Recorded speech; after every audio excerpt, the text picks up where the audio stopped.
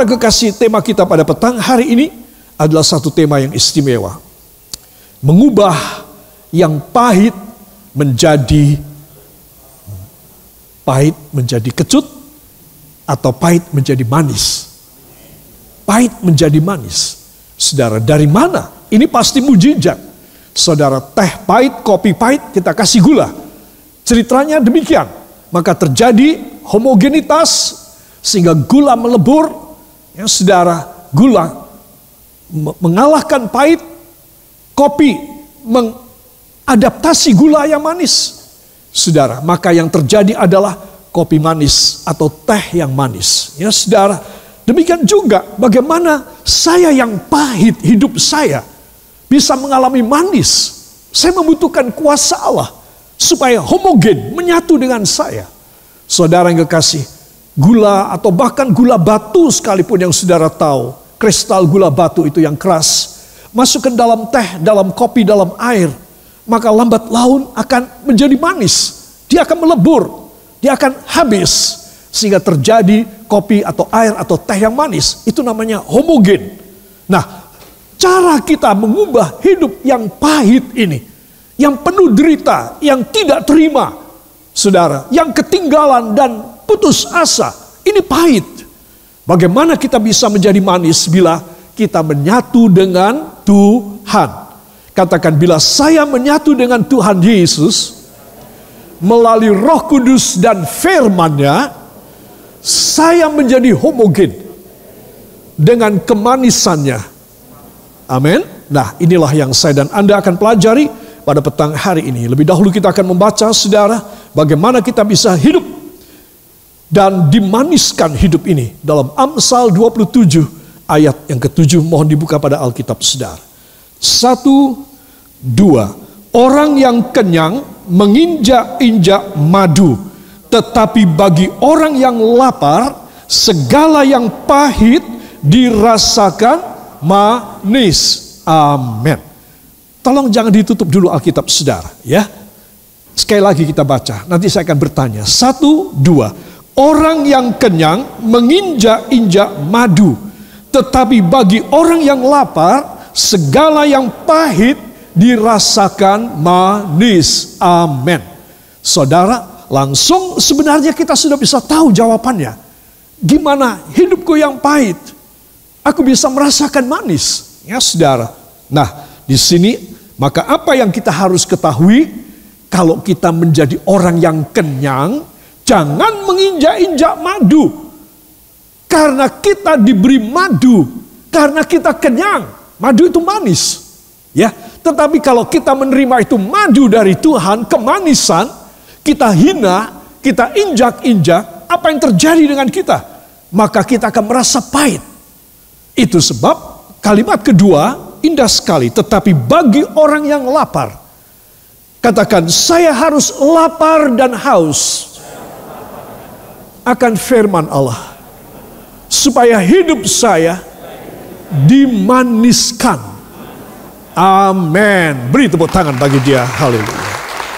Jadi dari sini saja kita sudah bisa tahu, saudara, rahasianya gimana pahit jadi manis. Tapi bagaimana sudah manis jadi madu, dikasih terus kenyang dengan madu, diinjak-injak. Saudara, ini ada dua hal yang kontroversi, yang kosok baline.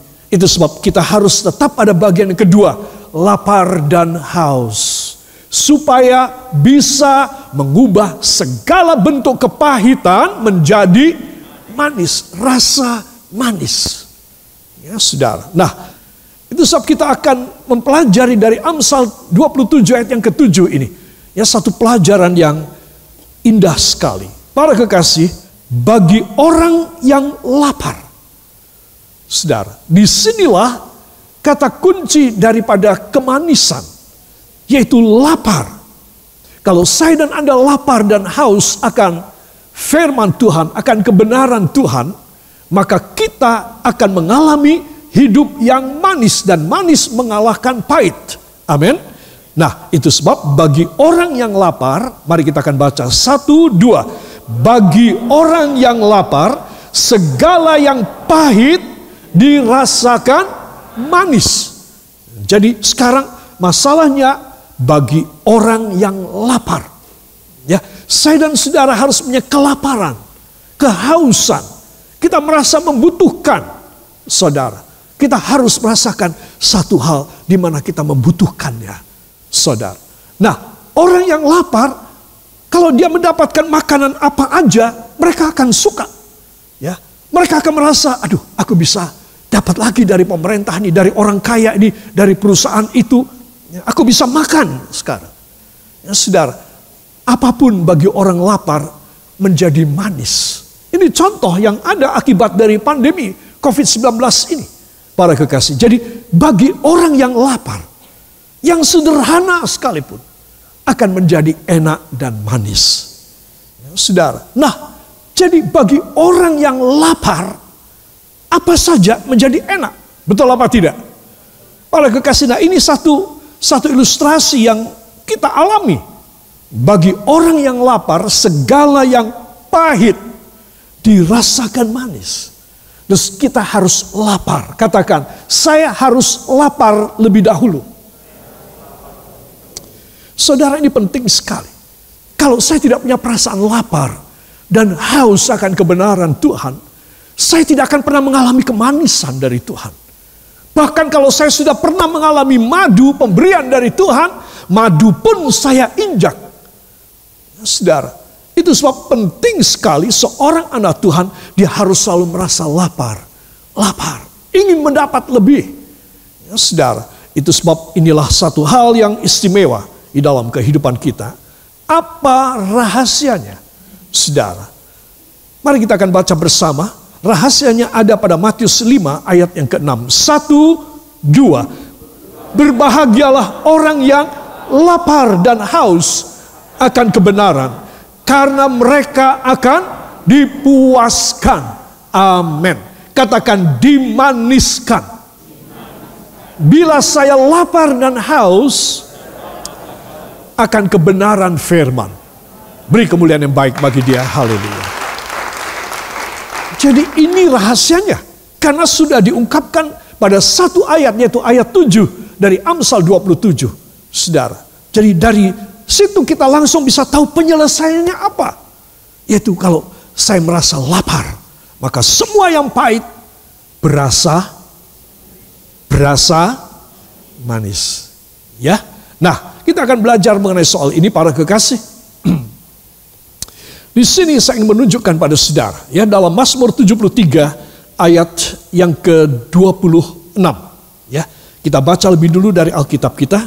Mazmur 73 ayat yang ke-26, para kekasih. 1, 2. Sekalipun dagingku dan hatiku habis lenyap, gunung batuku dan bagianku tetaplah Allah selama-lamanya. Amin. Sekalipun dagingku dan hatiku habis lenyap, ya mati dong. Ya, dagingku dan hatiku habis lenyap. Saudara bisa bayangkan, coba kita rekayasakan pada imajinasi kita. Dagingku dan hatiku lenyap, ya wes entek, tidak ada apa-apanya. Saudara, tetapi ada kelanjutannya. Gunung batuku dan bagianku. Tuh lihat. Lain di luar tubuh dan hatiku ini. Gunung batuku, ya, dan bagianku. Tetaplah Allah selama-lamanya.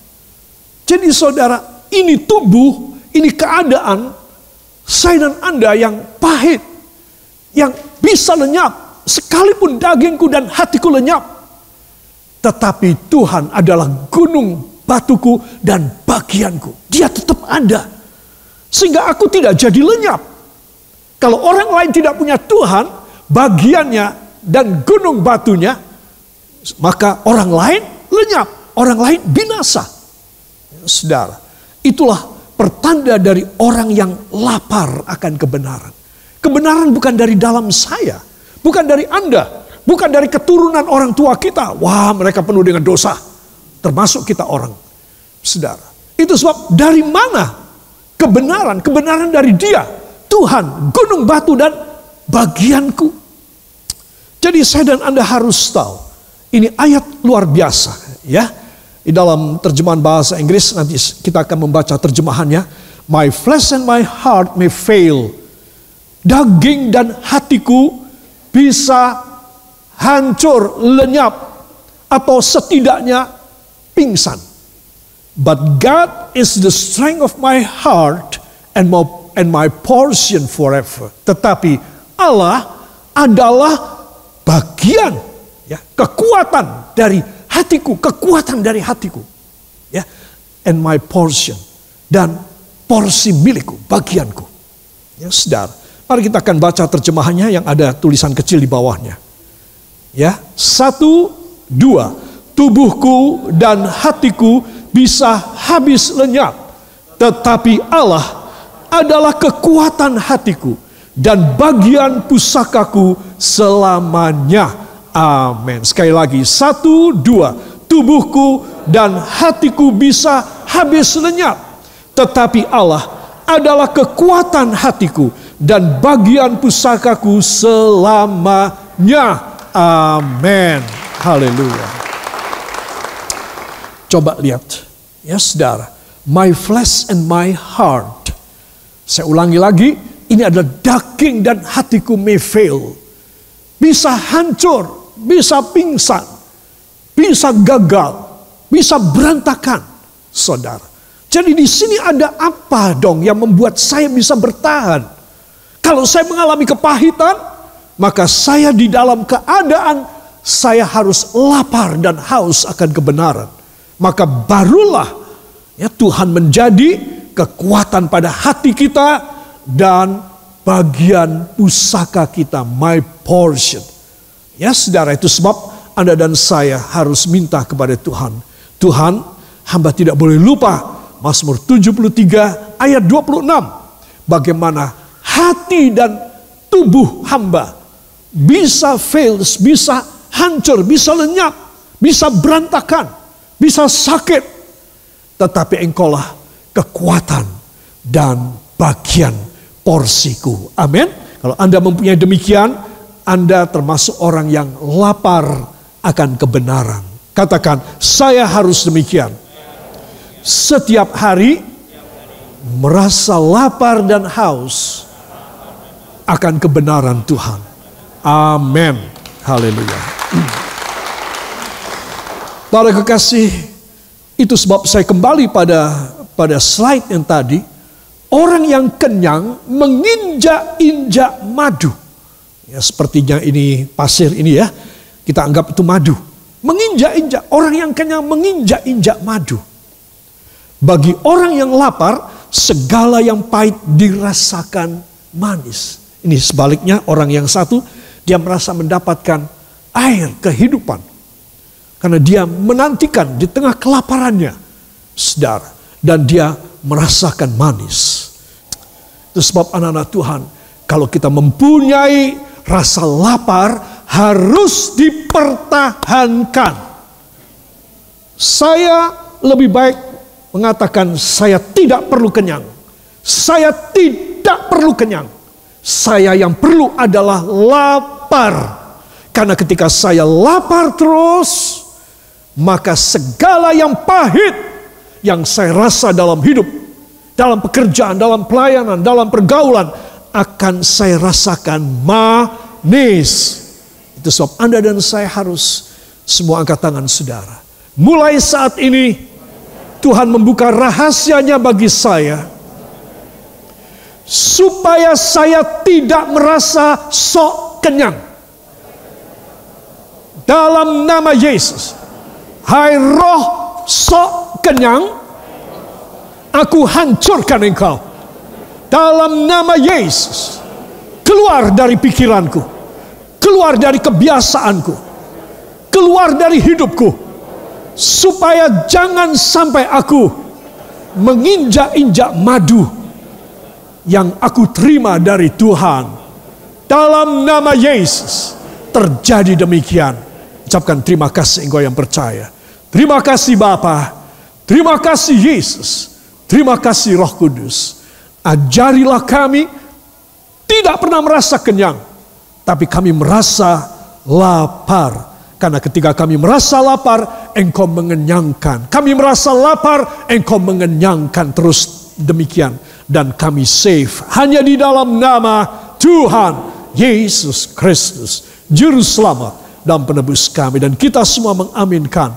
Amin. Haleluya. Saudara yang kekasih, beberapa kali Tuhan mengganjar saya dengan cambukan. Saya tidak ingin saudara mengalami. Dan ini penting sekali. Karena saya merasa sok kenyang. Sehingga saya bisa menginjak-injak madu. Saya mencari kesenangan, kemuliaan, teman-teman bagi diri saya. Apa untungnya saudara punya teman banyak dan baik-baik semua. Tetapi Anda menginjak-injak madu. Engkau bermusuhan dengan Tuhan. Bahwa engkau mempunyai kawan sedunia yang sangat baik menyokong engkau. Kalau engkau dan saya bermusuhan dengan Tuhan, celaka deh hidup ini. Itu sebab Anda dan saya harus mikir berulang kali. Aku ketika lapar, aku menjerit kepadanya. Ada masalah, ada problema, ada prahara dalam keluarga atau pribadi kepada usahaku. Aku selalu menangis kepadanya. Dan dia menjawab doaku. Itu sebab aku tidak boleh merasa kenyang. Karena ketika aku merasa kenyang, aku akan menginjak-injak madu. Saudara, dan ini berat sekali akibatnya. Ya, itu sebab saya sudah melihat begitu banyak prahara dan hukuman Allah terjadi pada anak-anak Tuhan. Di dalam jemaat maupun di luar jemaat saya melihat hal itu terjadi. Sebab kiranya pelajaran ini penting sekali. Saya ulangi, tanda panah ke bawah. Dulu nangis kelaparan. Now injak firman Allah. Madu. Diinjak. Aku tidak butuh. Aku sekarang sudah punya banyak. Aku sudah terjawab semua doa-doaku. Aku minta ini dikasih, aku minta itu dikasih. Bahkan Tuhan membuka jalan dengan cara ajaib. Jadi aku sekarang sudah tidak membutuhkan lagi. Aku sudah kenyang. Boleh apa tidak? Boleh apa tidak? Jangan. Ya, engkau akan menyesal sampai mati. Kebalikannya yang kedua. Bagi orang yang lapar, katakan, saya harus selalu merasa lapar. Supaya semua yang pahit menjadi manis. Ya, ini penting, ini rahasia yang kedua. Saudara, kalau yang pertama ini tanda panah ke bawah ya, turun ke titik nadir, maka yang kedua ini tanda panah ke atas akan membawa Anda dan saya pada titik kulminasi kita, pada kemuliaan yang puncak yang Tuhan beri dalam hidup kita. Bagi orang yang lapar artinya yang selalu rasa lapar akan firman. Saudara, hidupnya akan selalu merasa manis. Mudah kan? Setelah kita menyelesaikan bagian pertamanya sini ya, sebelah timur ini, orang yang kenyang, kita tidak mau menginjak, kita tidak mau merasa kenyang, maka kita berpindah pada bagian kedua di sebelah barat sini. Wah, ini mudah sekali. Ini adalah hasil resultante daripada apa yang kita kerjakan. Di sebelah timur ini, kita menerimanya begitu mudah. Aku akan selalu lapar. Dan kelaparanku akan firman, kebenaran Allah, akan madu dari Tuhan ini. Kelaparan ini membuat aku menjadi selalu merasa manis. Amin. Kalau saudara merasa manis, apa perlunya saudara? Bisakah saudara menangis? Wah, saudara cuma bisa meneteskan air mata penuh sukacita. Ya, jadi yang selalu lapar akan firman, teruskan. Hidupnya selalu rasa manis. Amin. Siapa yang mau angkat tangan?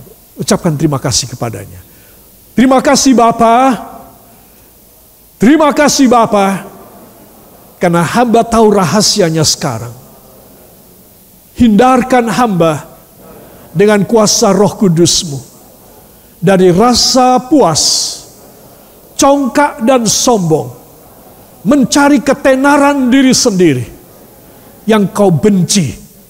Dalam nama Yesus, beri kepada hamba rasa lapar dan haus akan kebenaran-Mu saja, supaya mujizat terjadi, yaitu apa saja yang pahit akan menjadi manis dalam nama Yesus mulai saat ini.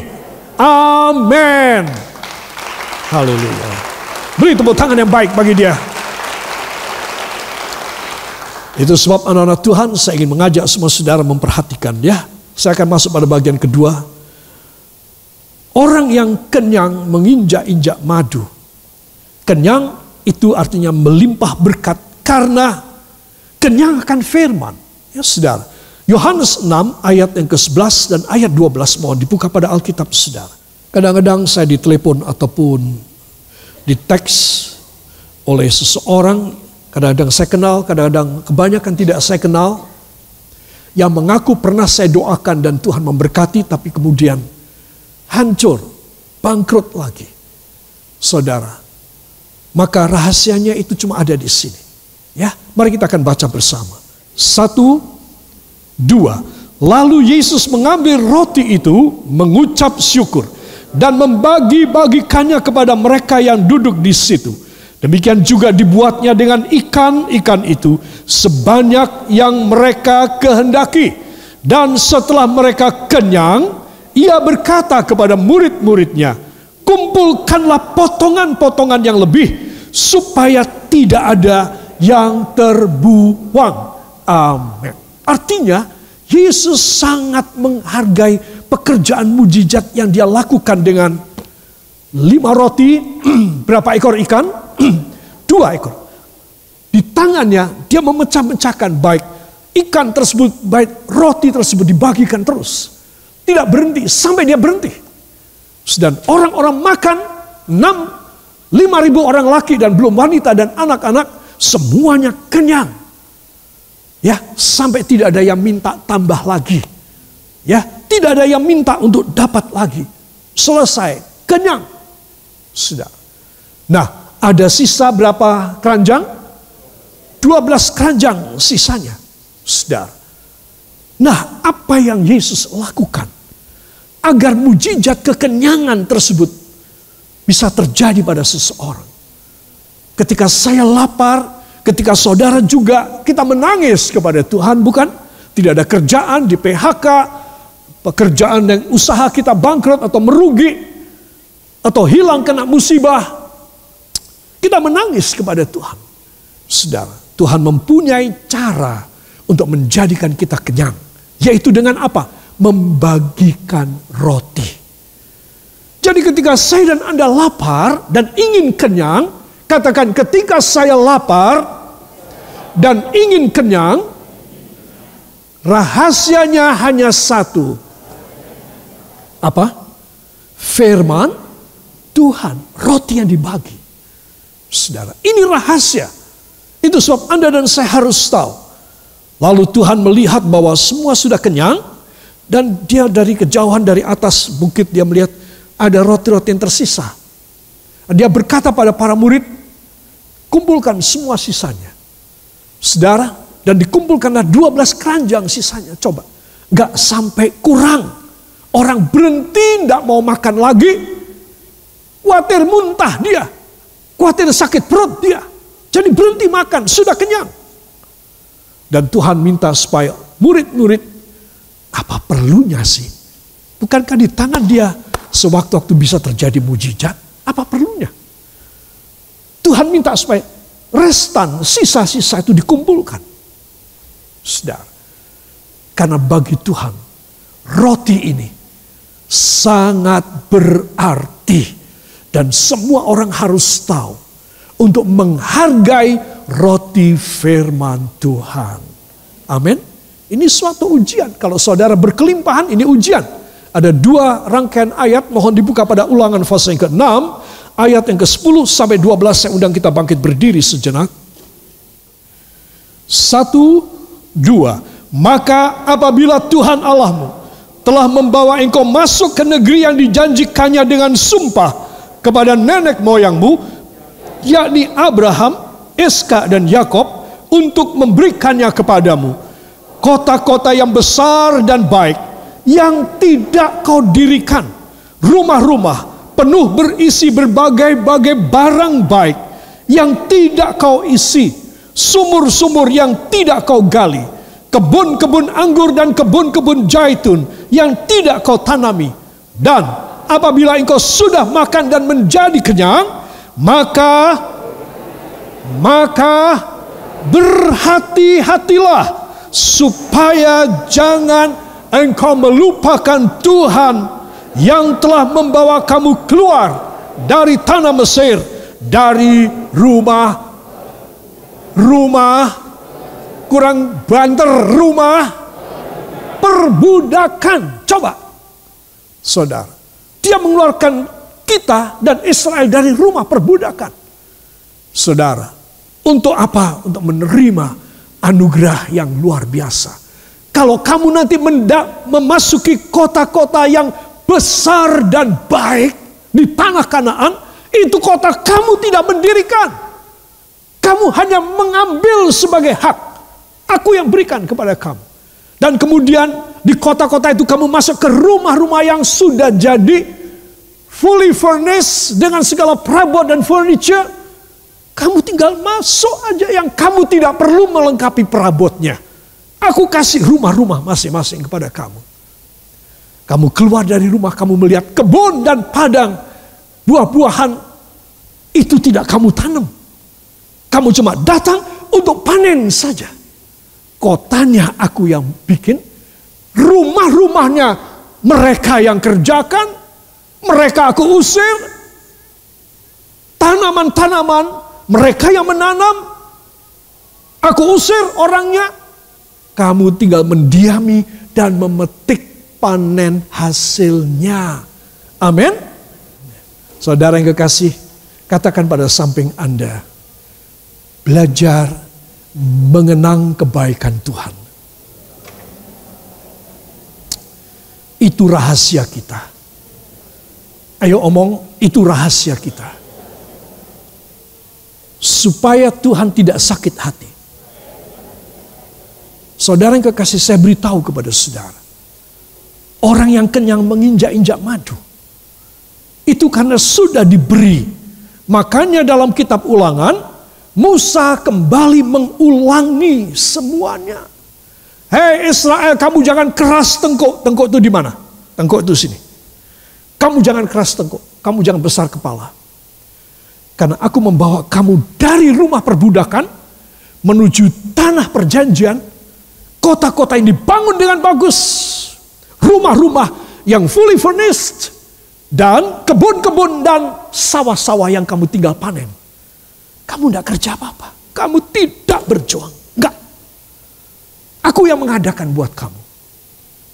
Saudara, kiranya ini membuat saya dan saudara punya pikiran yang bening. Katakan pikiran yang bening, yang logis dan rohani.